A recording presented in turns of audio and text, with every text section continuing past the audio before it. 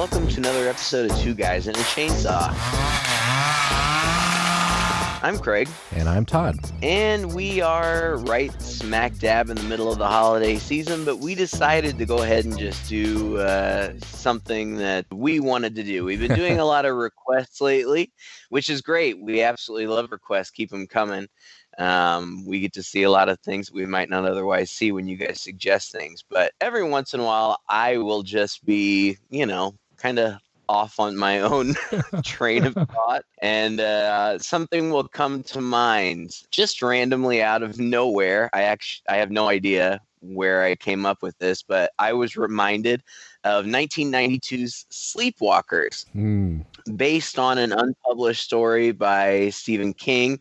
This movie was advertised as the first Stephen King project that was written specifically for the screen, even though I think that's kind of a lie. It was really just a story that he had never had published. But it came out in 1992. I would have been in middle school, probably like 7th, 8th grade. I remember seeing it. I don't think that I saw it in the theater or anything, but when it eventually came around to video and then cable, this was a movie that me and my sister threw into our rotation fairly heavily.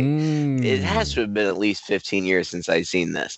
So I was interested in revisiting it. Watching it again yesterday for the first time in 15 years, I had thoughts.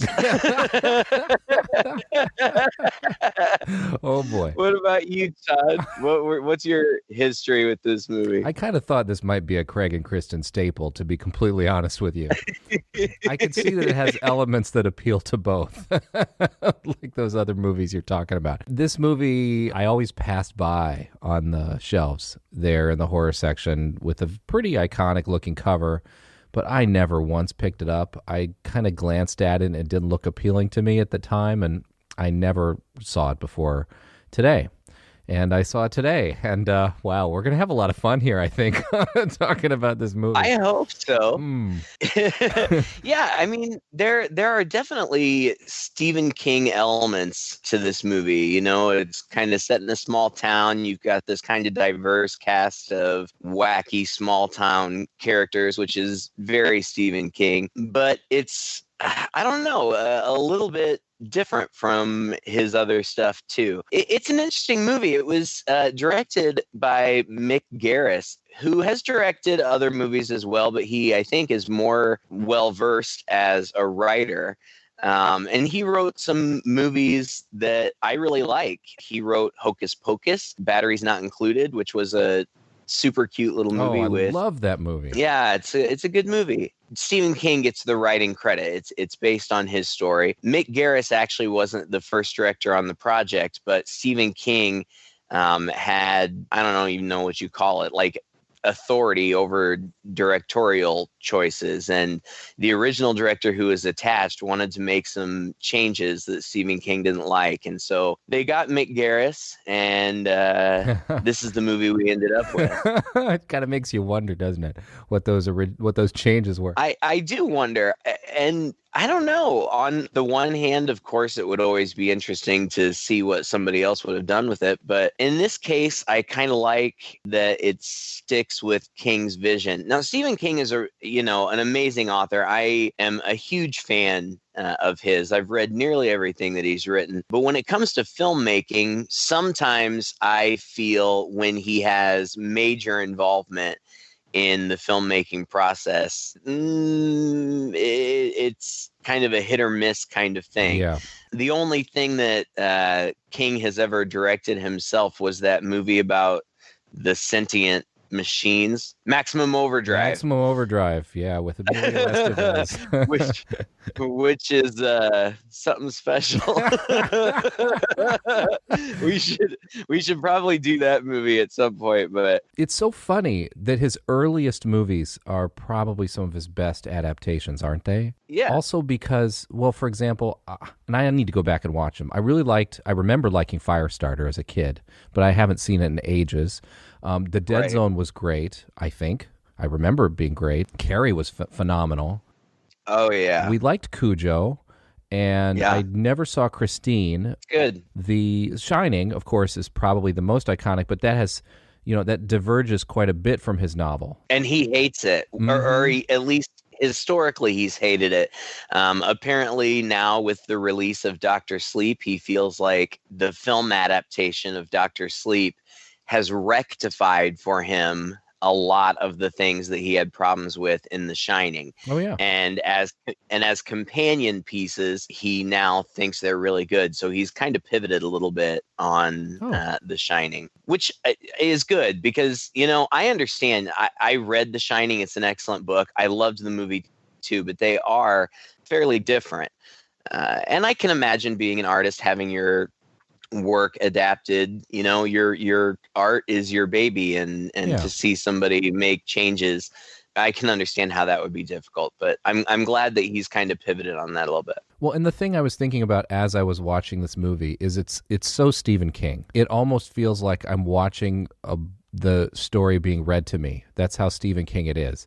And I could kind of see how I feel like this movie would have read a lot better than it played out on the screen, because most of the problems I have with it are how it played out on the screen, like the acting, maybe some of the direction, even the editing.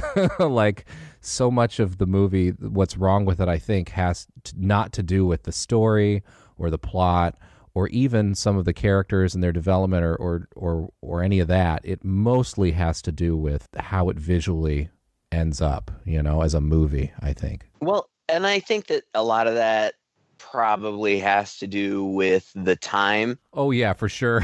It shows its age. I mean, it's not like 1992 was 100 years ago or anything, but in terms of special effects, especially CGI and those types of things, and just some other even practical creature effects, it looks a little bit dated. And another thing about Stephen King, and as much as I love him, and this really isn't a criticism, sometimes he takes a little while to get going in his novels. Yeah. And I felt like this movie took kind of a little while to get going for me. In fact, the first, I would say, probably almost half of the movie, I was like, oh my God, Todd is going to think this is so stupid. But then... You know me so well. But then in the second half, I was like, no, this is fun. I like it. Anyway, it's okay. So it's called Sleepwalkers, and it's based on this legend, which I guess Stephen King probably just made it up. I've never heard anything like this before, but it opens up with this screenshot of a definition from the Chillicothe Encyclopedia of Arcane Knowledge from 1884.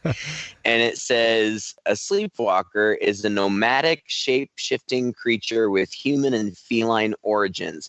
Vulnerable to the deadly scratch of the cat, the sleepwalker feeds upon the life force of virginal human females, probable source of the vampire legend. And that basically just kind of lays it out there for you. I mean, that's what we're dealing with here. We're dealing with some shape-shifting feline type creatures who do exactly what the definition tells you. They go around shifting their shape. Finding virgins and stealing their life force. And it is kind of an interesting take on the vampire lore, I think. It's the opening scene starts out, it tells us we're in Bodega Bay, California, and it opens up with this Enya song. I think the title is Bodacia or something like that. I don't know. I really like this song. It's just this weird kind of humming song where Enya just kind of hums this same melodic line over and over again, but it's dark tonally and a little bit sad, and it really sets a mood. But we open up on a crime scene apparently, and we get the first of many cameos with Mark Hamill as one of these cops investigating this crime scene. I actually did like a double take with this one. I was like, that guy, that's not Mark Hamill, is it? Is that Mark Hamill? And I probably spent the entire scene just trying to work out if he really was Mark Hamill. Pretty incredible. And you're right, there's so many freaking cameos in this movie. You can't even imagine. It's insane. It's kind of surprising because ultimately the movie, like, I'm going to talk about how much I like it because I really do, but it's not a great movie. No. And it's pretty amazing that they got so many big name people in general, but also, specifically horror people to cameo in this movie. And Mark Hamill, I think that maybe one of the reasons for your double take is he's still so young here and he's in great shape and he looks great. He's got a mustache. Apparently, he did this cameo just, I think, the same year he started doing the Joker. The Joker in the Batman animated series, probably his second most famous role. And right. Apparently, they actually added this scene later. Oh, I didn't know that. Yeah, after they did the test audience thing, the director basically called in a favor. Mick Garris apparently met Mark Hamill on his first job as a receptionist for Star Wars. So he called in a favor to him for that. It is crazy. They just wanted to introduce the mythos, I guess, of the cat creatures after they had the test audiences, and they felt like the scene would do it a little better. Well, I don't know if that really is true or not, God, no. but I mean, what does it do? It kind of is. It doesn't really do a whole lot. But we find out that a mother and son have gone missing, and the people in the town are very concerned because they were so close. I hope nothing happened to them.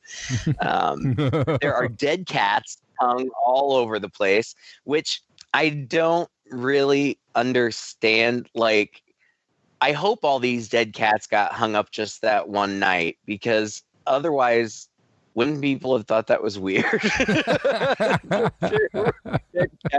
okay, whatever. So there's these dead cats hung all over outside, and they go inside, and there's a silly little jump scare where they hear a cat and it jumps out of the closet at them.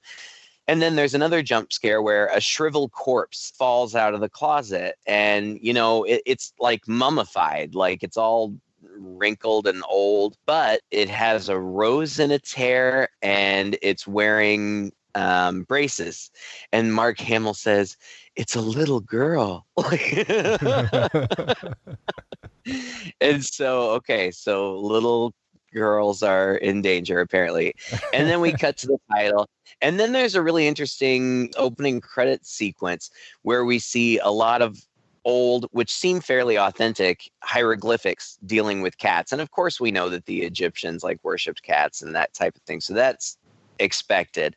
But then there's also other artwork that I presume is fake, where you see half cat, half people. And there's one where clearly this cat person is sucking something out of a screaming girl's mouth. And so it's very, very on the nose, telling us what's going on here. And then we get to our main setting, which is Travis, Indiana. And we see this actually, it's kind of a big, beautiful country home. And the song from, I think, the 60s, don't check me on that, but Sleepwalk is playing. It's instrumental. I always remember it from the end of La Bamba, when you find out that Richie Valens has died. That's the song that's playing. It's very sad, but it's actually, I love that song. I think it's great. Yeah, it's a nice song. It's classic. A hot, shirtless young man. I knew you were going to say this. Listen, he's hot. I can't help it. I was like, now I see why Craig chose this movie. Oh, come on. It's just, well, I guess it's not just that one part. It's pretty much just that one part. He's a rather attractive guy. He is. He's a good-looking guy. His name is Brian Krause. He's done tons of TV. He's probably most famous, aside from this. He did a stint on the original series of Charmed. And I vaguely remember him from that. I didn't watch that show religiously, but I watched it every once in a while. He's sitting there and he's looking at a yearbook. Before we even really see specifically what he's looking at, he takes out a pocket knife and carves a T into his arm. And then we see that he's looking at this beautiful girl named Tanya. And he even actually says, "Tanya." I know. And so he's got his eye on somebody already. And of course, we already know what's going on. And then we're introduced to his mother, Mary, who is played by Alice Krieg. I may say names wrong. I apologize. She's really recognizable to me. She has a very severe face. She's gorgeous, Yeah. but she has kind of this severe face, intimidating, I think. She played the Borg Queen in one of the Star Trek movies, and she was also the main villain in the Silent Hill movie. I think she's really cool. Yeah, and she was good in this movie. You know, another thing about this movie is it's pretty well cast, I think. You know, for look and that sort of thing. She looks great for the part. He's great for the part. The girl you're going to start talking about, Tanya, soon, she looks great for the part. And all pretty accomplished actors and actresses. Even if they weren't at this point, they proved themselves by having like over 100 credits almost every single one later. So all of them still working. Yeah. I think that the acting is good. Now there are times when the writing is not so good, where they just kind of had to go with what they were given. But we meet Mary and we see that she has set up all these like bear traps for cats, and cats seem to be kind of hanging around outside their house, and she seems very concerned about that. But Charles comes downstairs and they have a chat, and I don't know, like it from the very beginning, as soon as he says, like, she's very concerned and he's clearly trying to comfort her or make her less concerned or whatever, and he's like, come on, dance with me. And she's reluctant, but she does. And as soon, like the second that they start dancing, I'm like, they seem like a really close mother and son. Yeah. And so they start dancing, and they talk about how he has to find a girl. I feel like he says maybe he's kind of got his eye on somebody. She's interested, but he's like, are you jealous? And she's like, no, why would I be jealous? And then they make out. Yeah. And then he picks her up, and then they go upstairs and fuck. Yeah. That was a bit of a shocker to me. But then they come outside the house, and they show that the window in the bedroom is kind of glowing. And so it softens it a little bit by, you kind of realize, all right, these are just not normal people anyway. Like, they're not even human. Right. So who knows exactly what this mother-son relationship is all about, right? I feel like they made a bold choice to just go there. Like, yeah, it's pretty bold. It's an incestuous mother and son, and they don't pull any punches about that from the very beginning. Oh, they rub it in your face. Yeah. They rub it in your face. They have like these love-making scenes like that are just like where the the classic camera pans from the dresser down to the floor, where their clothes on the dresser and clothes on the floor, like they were tearing their clothes off as they were coming through and couldn't bother to put them away, and it's there in your face the whole time. Well, that's the thing. I didn't even really remember that, and maybe I used to watch this on TV, and so maybe they cut it. I don't know, but I remember, the first part, it's not even implied. I mean, it's in your face. He picks her up, they go up to the bedroom and close the door, but there's not a scene. But there is like literally a mother-son sex scene later in the movie. And I think that that's really bold, but at the same time, it's not like it doesn't make sense. I mean, these are not humans. Right. I'm not even exactly sure what they're supposed to be. Monsters, demons, I don't know. But they are also clearly feline in nature. And as far as I know, now I'm no animal scientist or anything, but I feel like most animals are kind of a love the one you're with breed. You know what I mean? Like they're not particularly concerned about familial relationships. But it's odd, but at the same time, it establishes that this mother and son are close. And that I think it's important to establish that. Well, it is. But anyway, so there's that. It's very Stephen King. He likes to do this kind of thing, right? Shock you a little bit. I really liked what he does. I liked what came after this, where the camera pans down across this very classic theater. And by classic theater, I mean like that theater that we had in the 90s and 80s. There was a bit of a holdover from the 70s and 60s that hadn't redecorated in a while. We come into Tanya, who is a young girl. And at first, I just assumed these were older people. And then you realize they're all high school students being played by older actors, dancing with her Swiffer type mop sweeper thing in there. And it went on for so long that it was just a little strange. It's cute. It's interesting that she's dancing to oldies. Like she's like dancing to "Do You Love Me?" Do you love me? Well, at that moment, and with the song that we had earlier, and that being played on a 45 record player, for a few minutes, I actually thought maybe this was a period movie. Like I was trying to figure the era, especially in that classic movie theater. But then you realize, no, it's just there's just all this stuff being thrown in there. But I think one of my biggest problems with the movie was with the editing. And I felt like maybe a lot of the badness of the performances in here could have been cleaned up by that.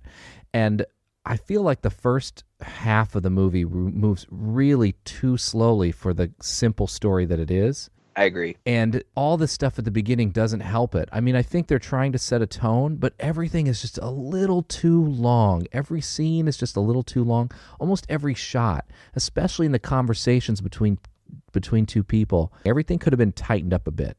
And this is kind of the first example of that. It's just this really long scene of her dancing. Yeah. I mean, it is cute, but it does go on for quite a while. And then Charles shows up. Oh, by the way, Tanya is played by, again, I'm going to mispronounce her name probably, Machen Amick, who, again, is still working. She's incredibly beautiful and very unique, I think, in her look. And she currently is on Riverdale. She was in Twin Peaks.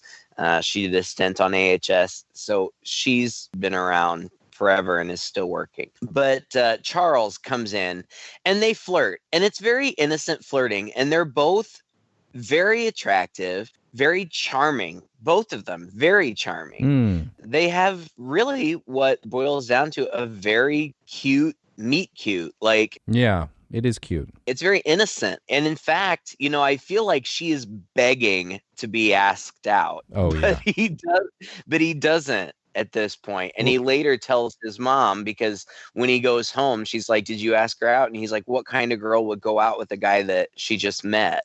And the mom keeps asking him over and over and over again, "Is she nice? Is she nice? Is she nice?" You know, it's like they are, like, virtue is important to them. You know, like she really has to be not just a virgin, but a good girl. A nice virgin. Right. That's it. You know, he buys his pop. Well, he doesn't buy it. She gives it to him because she's thirsty. And she's nice. Yeah, she's super nice. And so that's it. And then her dad picks her up. He reminds her during this that, because he calls her by name and she's like, "How do you know my name?" He's like, "Well, we're in English class together." So the next day we see them in English class and he's reading a creative short story that he's written that literally lays out exactly what they are doing. Like, the title of the story, I think, is Sleepwalkers. Yeah. And it tells the story of what the Sleepwalkers are and how this kid and his mom. Yeah, this kid and his mom, and they're outcasts and they're always being run out of town and blah, blah, blah. And Tanya really likes the story. The English teacher's name is Mr. Fallows, and he's played by Glenn Shaddix, who sadly has passed away, but he will always be Otho to me from Beetlejuice. Nothing else.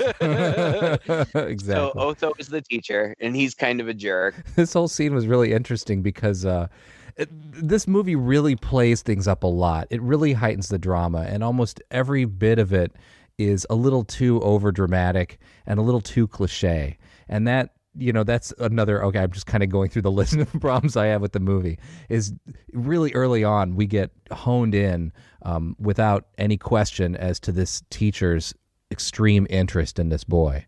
You know, he says oh, well, that was a very nice story, blah, blah, blah, blah, blah. And then there's this odd fade out as time passes and all the kids have left and the teacher's still standing there. And he looks through the window outside and he sees Charles, chatting and smiling with some other people, and he has kind of a serious look on his face.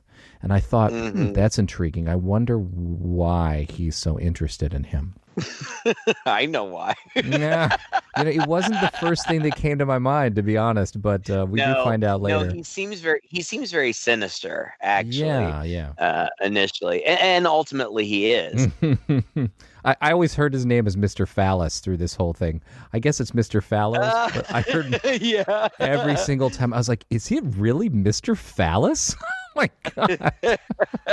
That's hilarious. I guess that Charles gives Tanya a ride home that day, and she takes him up to her room, which I thought was very bold of her.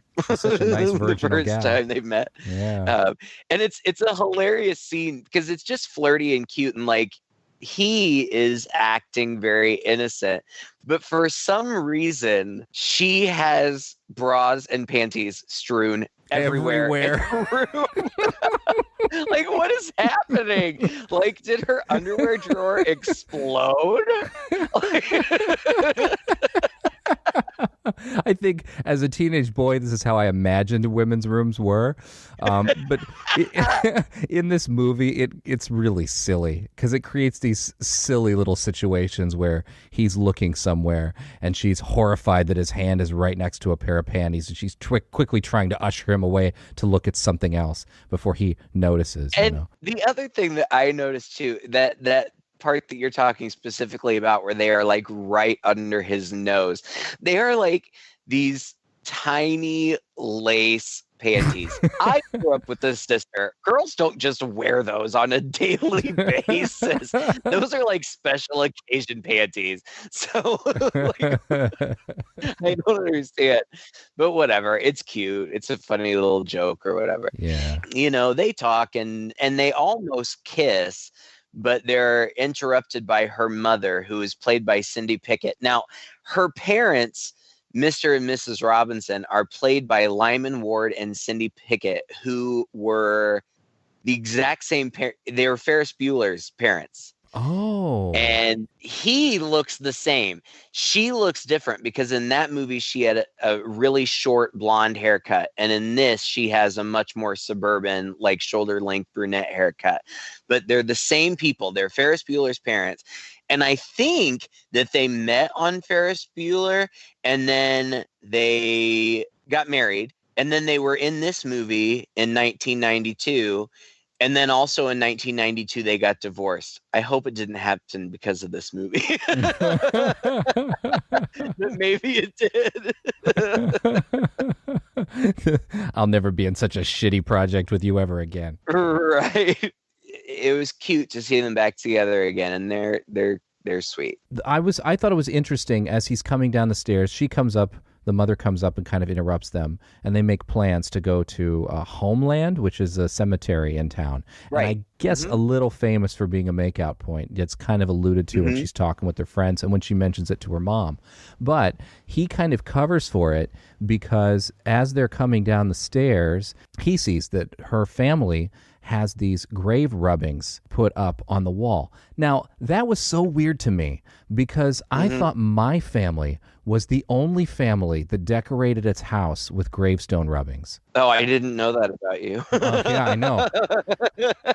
We're like the Addams family. Absolutely not. But my parents, when they were living in Europe before I was born, used to actually do this. Go out to like graveyards and find these really cool or famous gravestones or whatever, put a giant piece of paper over it and rub it with charcoal or something and get the imprint. And we literally have these framed on our walls as I was growing up, like in the hallway, like they had it there. And I just could not believe that was in this movie. Well, I'm impressed with your parents because they looked really cool. I mean, it was kind of out of keeping, like they seem like such a normal suburbanite family to have something like that, but they actually looked really cool. Yeah. And yeah, he makes a connection with the mom. I feel like he's just a charmer, you know, like he knows how to charm people. And so he talks to her about the grave rubbings, and I think he kind of wins her over, which is smart of him. Oh, then there's a scene when after he leaves, he's driving down the street, and the teacher, the English teacher, Mr. Fallows, pulls him over like he's some kind of cop or something. Like he comes, like he comes up behind him in his little like Volkswagen VW Bug. and is like honking his horn and pulls him over, and he tells him, I know you're not who you say you are. I looked at your transcripts and they're fake. Charles is like, no, you're mistaken. He's like, no, I know. If this is blackmail, Mr. Fallows, I think you picked the wrong guy. This car is the only expensive thing I've gotten, and I'm kind of sentimental about it. I don't think I can sell it. Still, I'm through with you. Your generation is so mercenary, Charles. Money this, money that. Well, money is not the only medium of exchange. And he straight up goes like to grab him in the junk. Yeah. And Charles grabs his hand and rips it clean off. Like, I don't even... How is this possible? Rips it clean off at the wrist and hands it back to him. And so then Otho takes off running, and he's like, I'm sorry. But of course, Charles catches him and kills him. Yeah. And then Charles gets back on the road and gets followed by an actual cop. And this is my favorite part of the movie. Not this part specifically, but these characters. And I say characters because you've got Officer Andy Simpson, who is this really charming, funny guy whose partner is a cat named Clovis. And Clovis is my favorite character in the whole movie. I love this cute, charming officer and his cat. And like, it's not at this point, it comes later, but Andy, the cop, just like makes up songs and sings them in his car, and they're dirty and hilarious. Oh gosh. Hey Clovis, what's up? You catching a nap? Hey, there comes Johnny with his pecker in his hand. He's a one-ball man and he's off to the rodeo. So, Element live and Element right. Come on, you fucking turkey, get your right foot right. Get off the stage, you fucking jerk, you know. You piss me off. Oh, it just kills me. Okay, so the cop starts chasing him, and as cliche as this is about to sound, it's very cat and mouse because Charles is playing with him. Like, he wants to be chased, like he's enjoying the chase. At times he even slows down to let the officer catch up with him before he then takes off again. And there's a funny thing where like he almost runs down a bunch of school kids on a crosswalk. Like, it's super cliche, but it's kind of funny. And at one point, the cop car pulls right up next to Charles's car. So like they're side by side. Charles flips off the officer and he's smiling like he's having a great time. But then the cat pops up and Charles freaks out and goes through a Michael Jackson black or white like face transformation. Yes. It's hilarious. I'm sure at the time. It's really weird. At the time, it probably seemed very cool because I remembered that video. That video was probably the same year or something. He just goes from dog to cat to alien to something else to his face again, all within the span of like 3 seconds. And it just looks so dated. It does. It really, really does. Oh. But of course, that freaks Andy out. And eventually, now that he's freaked out by the cat, Charles, real quick after like he's gone around a bend or something, pulls over to the side of the road and he has to like concentrate, but he makes himself and the car disappear. I have no idea what the extent of these people's powers are, but really they can do things. He makes himself and the car disappear. The cop pulls up and stops right there next to him, but of course he can't see him, but Clovis can. Oh my gosh. And Charles is like, he's talking to the cat. He's like, stop looking at me, you fucking cat. That was my second favorite line in the whole movie. It's a good one.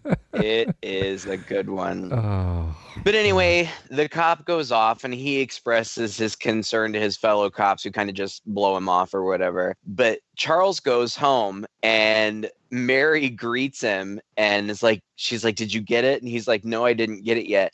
And then she proceeds to smack the shit out of him for a while before realizing that he's got a cut on his hand. Did you know where that came from? I have no clue. Was it supposed to have come from his tuffle with the other guy? I don't know. Did he scrape his hand on a tree as he was running through the woods? But I love it how her house is filled with candles when he comes home. Almost every scene in this movie is just either cheesy or campy or borderline stupid. It's trying too hard in some points. Even when it's a little charming and cute, it seems so cliche and a little awkward. And I think a lot of that has to do with the writing as well. Like when he comes home and she greets him, she's like, "Did you get it?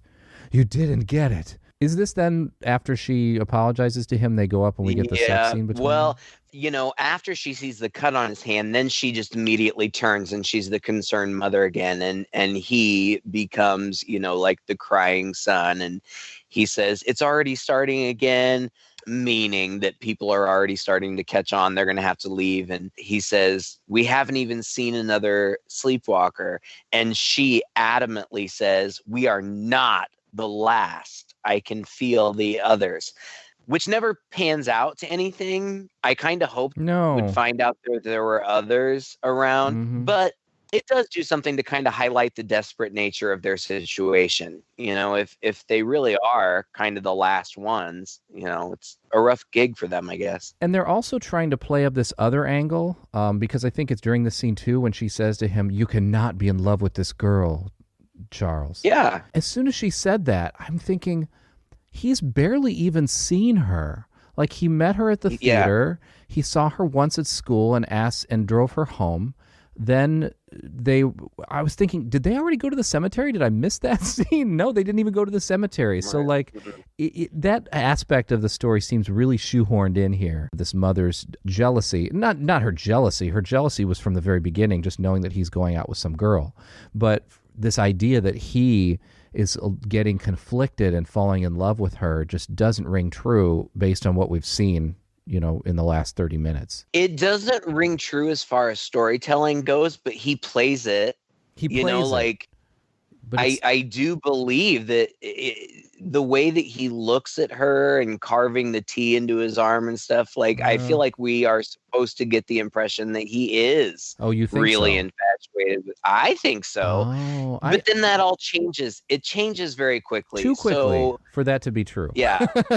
You know? Right, I saw him as a charmer up to this point. He was just Slick Willie. Like that other movie we did, like The Guest. Remember that? Like, just this guy just knows what to say and all the right looks, and he's one of these guys. And this all kind of plays out when they get to the cemetery, which they're about to. But the mom tells Charles that tomorrow you'll go out with her, you'll come back, we'll feed me, and we'll leave. Like, we're going to get out of here. And then you get the not incredibly graphic, but still disturbing mother-son sex scene, which I feel like was done solely to show us, because they pan over from the actual actors engaged in this sex scene. It pans over to the mirror, which shows the reflections, I guess, of their true selves, like their demons. And their demon selves look really silly. I mean, it's people in big rubber suits. It's terrible. It's not good. I mean, if I wore that for Halloween, I'd be really proud of myself. But in a movie with a $15 million really budget, read that well. No, I read actually that the guy who worked on the cat monster suit, it wasn't actually his original design. There were time constraints, and so they had a more like articulated version of it, and they couldn't use it, so he ended up using these rubber suits, which was, oh man, somebody should have thrown another $1 million at this or something, at least upgraded those suits, especially by the end. By the time we get to the final sequence when those suits are a major character. It's a really bad way to end the movie, to be honest. Yeah, they're not great. Anyway, then Tanya comes over the next day. She interacts with the mother, blah, blah, whatever. But they go to the cemetery. Now, wait just a second, Craig. So we get that scene with them in the mirror, so we can see that the mirror reflects their true selves. And I thought, is this just a device, or are they telling us that the mirror always reflects their true selves? Then during the scene where the daughter comes over to the house and the mother invites her in before, they have these giant mirrors in their living room, which the mom is parading the girl through. And the son is looking with horror at the fact that the mother's true self is in the mirror, and it's kind of a reverse of the girl scene with the boy in her bedroom, where now he's trying to distract her so that she doesn't see his mother's reflection in the mirror. Right. Oh, I didn't even think about that. Yeah, that is an interesting parallel. But this whole thing, like, this guy, how do these people go on about at school, out and about, with all these mirrors and all these reflections around them and not be seen? How can they be so cavalier around all of this if the mirror's always showing their reflection? Yeah, I don't know. There are mirrors on their car that don't seem to actually do it. This seems like it would be a major point, like a vampire kind of thing, where, you don't see the reflection, but it only comes up in a couple different scenes. Yeah. I didn't think that much about it. Well, him especially, because he's out living his life. It doesn't seem like the mom ever in the house. Ever. No. Like, she's too weak, she just or stands something. there looking out the windows. Like, she's literally standing around the house looking out the window all the time. As cats slowly come up to the house, like it becomes a cat magnet. Right, like house. the cat army is forming, right? That's right.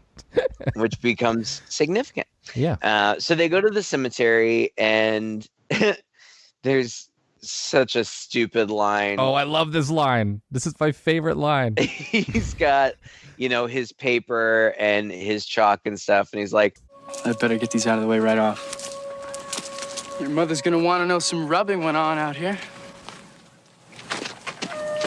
Me too, Charles.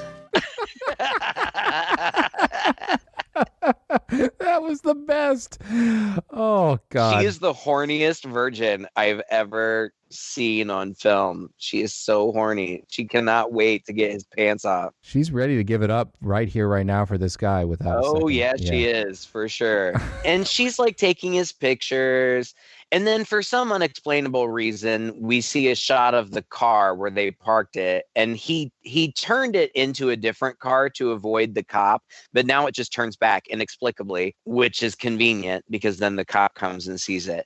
But anyway, they like tussle around on the ground and they kiss. And she's totally putting the moves on him. Like, she is DTF. Then he starts to suck the life force out of her. And she gets a little bit uncomfortable.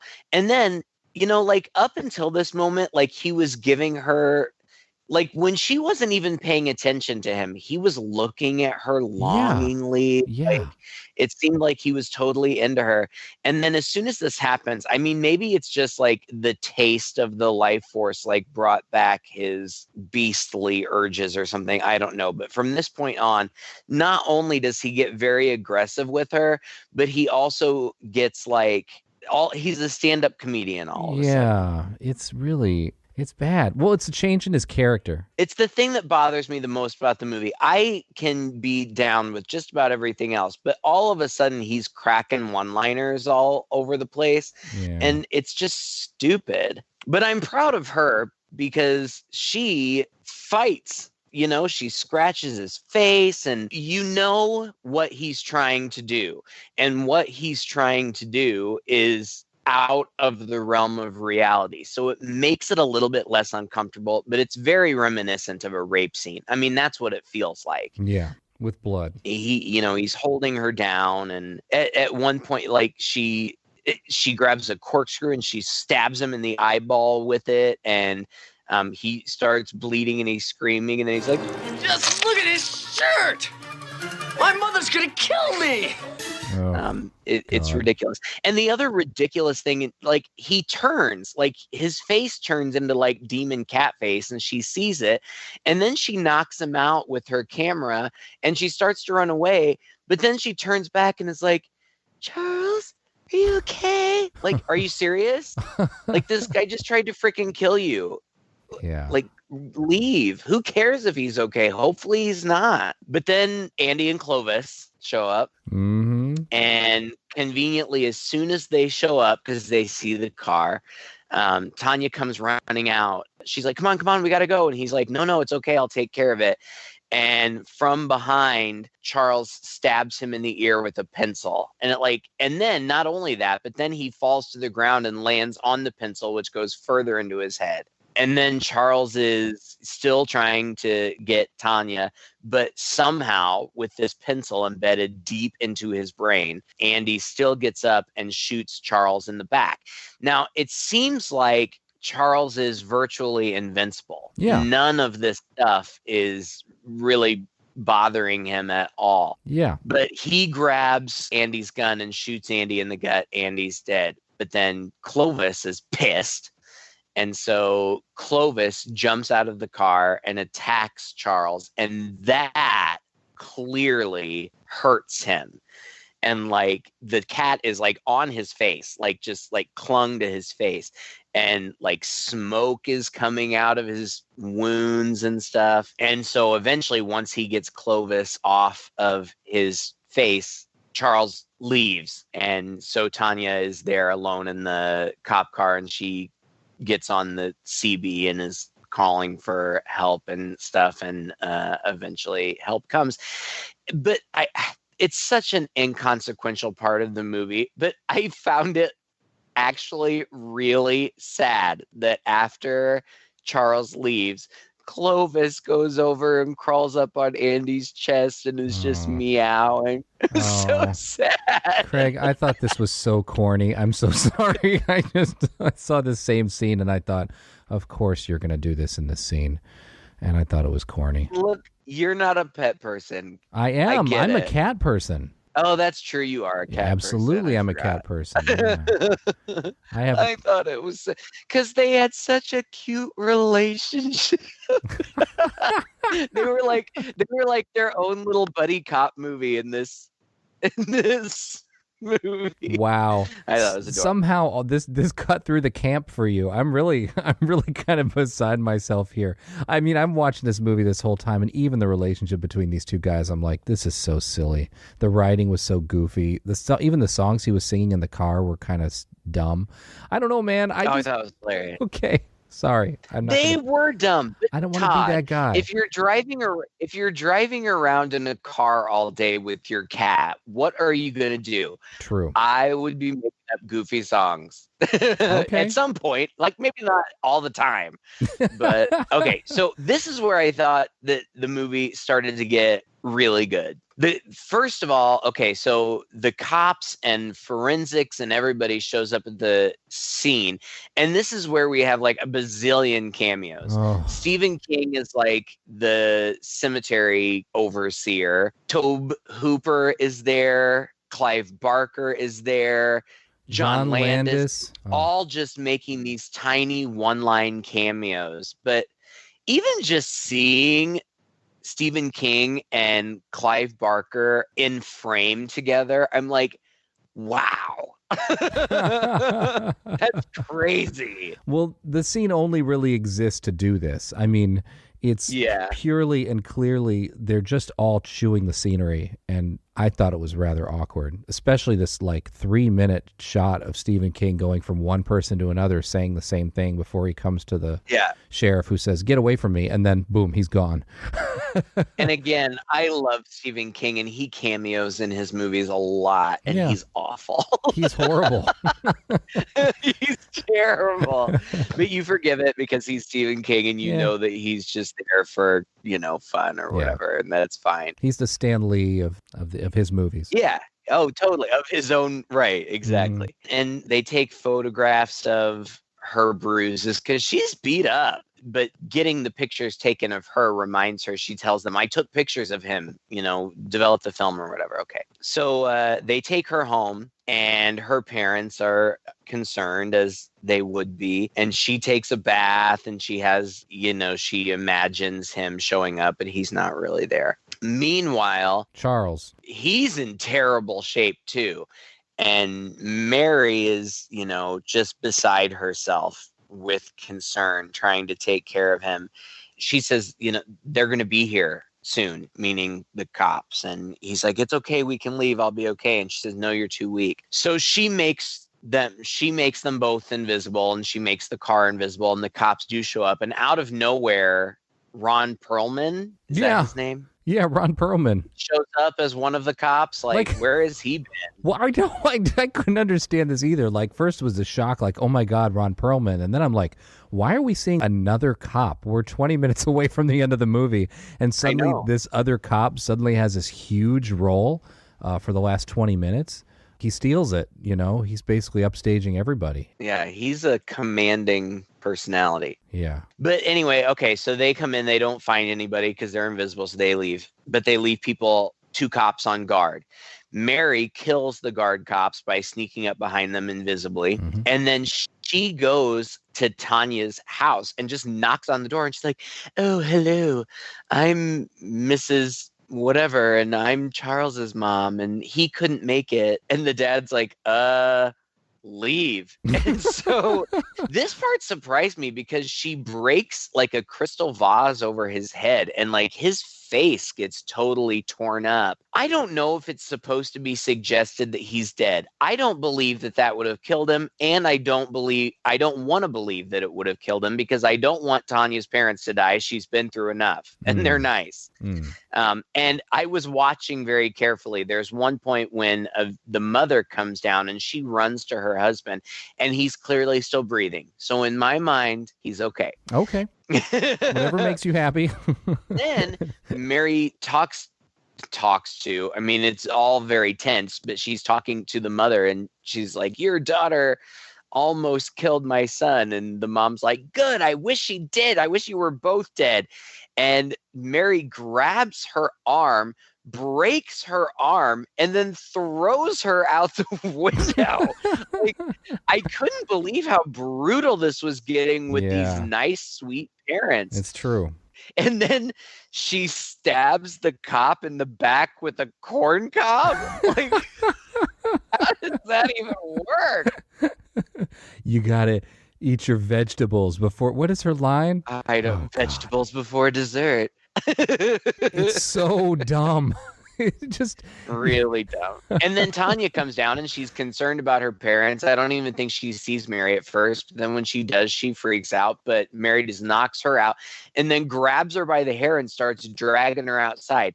Meanwhile, like, the whole police force has shown up, and Ron Perlman approaches Mary and puts his hand in her face, and she just grabs it and bites all his fingers off and then breaks his arm and knocks him down and takes his gun. And then Dirty Harry style takes the gun and shoots, I guess, the gas tanks of 2 cop cars, each with one shot, blows up both of these cars in this little suburban neighborhood, and hops in one of the other cop cars with Tanya and takes her back home to Charles. Now, when they get there, she throws Tanya down next to Charles, and Charles is dead. Like, he's not moving, he doesn't seem to be breathing, but she's like, no, he's not dead, he's not dead. You know what I bet he'd like? I bet he'd like to dance with you. So she magically makes the record player turn on, and Sleepwalk starts playing again. It seemed to me, based on her performance, that she, like, through her will, animated him. And at this point, he's disgusting. Like, his face is like half demon, and his eyeballs are bleeding. Like, he's gross. And she makes Tanya dance with him. And then, surprise, surprise, apparently he's not dead because he wakes up. And she's like, now, Charles, do it now. And he starts to suck out the life force. But then what? The sheriff shows up? I don't even know, man. This whole ending was such a mess. Like, I couldn't pay attention. I had to rewind it twice just to catch it all. I thought it was exciting. Well, first of all, again, Tanya's a badass. Like, as soon as he wakes up and tries to start sucking her life force, she takes both her thumbs and gouges out his eyes. Like, this is taking itself to defense class. I am impressed with her. Yeah.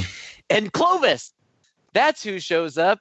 Clovis. The cop does show up, and he sees all these cats around, and he looks down at one cat, and he's like, Clovis? And then Clovis sprints upstairs, breaks through a window, comes downstairs, and attacks Mary. And then multiple cats start attacking him. The sheriff bursts in, and he shoots Mary, but that doesn't seem to bother her. She transforms fully into her demon self, and she tries to get Tanya, but the sheriff throws one of those bear traps on her head. But again, that doesn't seem to bother her very much. She picks him up and throws him on the picket fence. So he's out of commission now.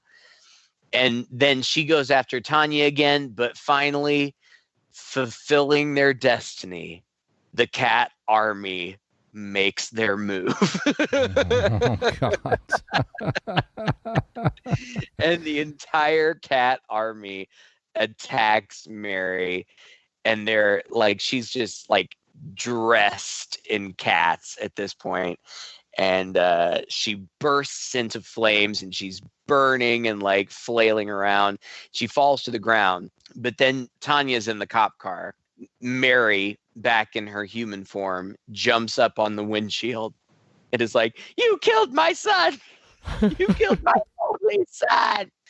And Tanya puts the car in reverse and moves away, and Mary falls back onto the ground and is just burning. And Clovis jumps into the car and scares her, but she picks him up and she hugs him, and Enya plays, and the cats disperse, and that's the end. And she says, looks like it's just you and me now, Clovis. Oh, God. Oh, God, the writing is so bad in this movie. How many of these lines are we going to get? That's what was fun about it. I mean, making fun of this movie was the fun. Supremely campy, horrible writing, so many great people involved in such a bad production. And then at the end, the rubber suits attack each other. And I mean, it's just... There's nothing quite right about this film at all. I didn't find it these little moments quite as touching as you did. You're opening up aspects of the movie like, oh, I guess that's what they were trying for there. Looks like at least they reached Craig. I gotta tell you, I swear, the first half of the movie I felt was slow. Isn't the right word, because it's not like nothing was happening. It just wasn't particularly exciting or engaging. Oh, it was slow. It was slow. Yeah, I was really worried that, oh man, I didn't remember this movie. Todd's not going to like it. It's going to be lame, blah, blah, blah. But then the second half, I really got into it. It was cars were exploding and people were getting thrown through windows, and I got into it because it was going so far off the rails. I mean, I've been kind of bored for the first 50 minutes, that at least the last 50 minutes, even though it was nonsensical and hilarious and totally campy, at least it was more exciting. Yeah, for sure. Yeah, and campy is a good word for it, and I like camp. I just do. And I thought ultimately that this was a fun movie to watch. It took a little while to get going, but I feel like it paid off in the end, and I had fun with it. And it reminded me why I liked it so much. It is campy. Even the goofy stuff, like Charles's one-liners in the cemetery, like, it's so stupid. But I mean, if you just roll with it, like, it's kind of funny. And the way that it's delivered, I felt like it wasn't taking itself too seriously. Well, they knew what they were doing. Well, it's like we said, though, at that point, the tonal shift was so strong. I wondered for a moment, like, is this actually supposed to be a horror comedy and they're just now getting around to it? But I don't really feel like it keeps that up throughout. So it's hard for me to give them too much credit for that. Yeah. It is a little uneven tonally, I will say that. Is it a serious, scary movie? Is it a comedy? Is it supposed to be some like deep Oedipal thing that I don't get? I don't know, but yeah, I liked it. And when my sister's in town for the holidays, if we've got a spare minute, I may say, hey, you want to watch this? It's funny and it's simple and it's a no-brainer. And I like that kind of stuff every once in a while. Just goofy entertainment for entertainment's sake. And the effects very much dated, but everything else is competent. The acting, well, except for maybe some of the writing. The writing and the editing, I would say. The acting is competent. I felt like the cinematography wasn't anything special, but it didn't look bad. I felt like it was competent. I even thought that it's a unique idea. I know that there is that movie like Cat People or The Cat People or something like that. Yep. I've never seen it. So I know that this isn't 100% unique, but it's not entirely different from either like a vampire movie or a werewolf movie. So it's not like it's entirely unique, but I've never seen this particular kind of mythos explored on screen. And that's true. So it's different. I is. like when things, when people kind of go outside of the box. Okay. And so for that reason, I would recommend it, but I get it. It's not a great movie. I get that. Well, if nothing else, it's a fantastic display of early 90s CGI morphing effect technology. I can't say I would recommend it to anybody unless you're looking to watch a So Bad It's Good movie. If you're looking to watch a So Bad It's Good movie, this is one of the best we've seen. It really is. And plus you get the added bonus of seeing so many famous people involved in it and all of these really cool cameos. So, you throw all that together, it is a fun ride. It really is. I mean, it's enjoyable in that way. But don't come to this thinking that you're going to see this awesome, scary movie where you're going to be so scared you're not distracted by the stupidity of it all. Oh yeah, no, I didn't really think it was scary. I mean, there were some tense moments at the end, but I didn't think it was particularly scary. But ultimately, I'm glad that you didn't feel like it was a waste of time or. Oh God, no. Whatever. We've seen too much shit for that. Yeah, I know. We really have. And on that note, more shit coming your way. Thank you very much for joining us for another episode of Two Guys and a Chainsaw. Like I said, one way or another, we've definitely got some more reviews coming your way. Of course, as always, if you enjoyed this podcast, we'd love to hear from you. If you want to drop us a note on Facebook or Messenger or on our webpage, it's always fun to hear from you, and we try really hard to get back to you as often as we can. And we love hearing your thoughts and your suggestions. If you did like this episode, you can find all of our back episodes all over the place on Google Play, Stitcher, iTunes, on our website. Just Google Two Guys and a Chainsaw podcast. You'll find us. But until we meet again, I'm Craig. And I'm Todd. With Two Guys and a Chainsaw.